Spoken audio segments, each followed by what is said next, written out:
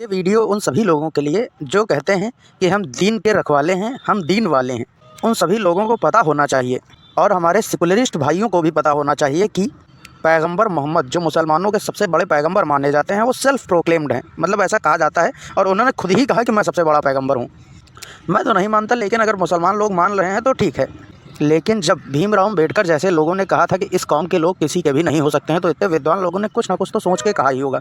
उदाहरण के लिए जो पैगंबर मोहम्मद के नाती थे, यानी कि बेटी के बेटे, और मुसलमानों की भाषा में कहें तो जो उनके नवासे थे, उनकी गर्दनें अल्लाह अकबर का नारा लगाकर काटी गईं।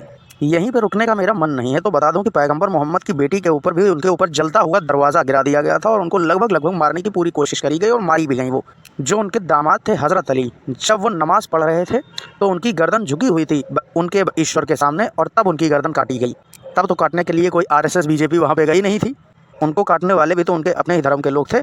आगे बढ़ो।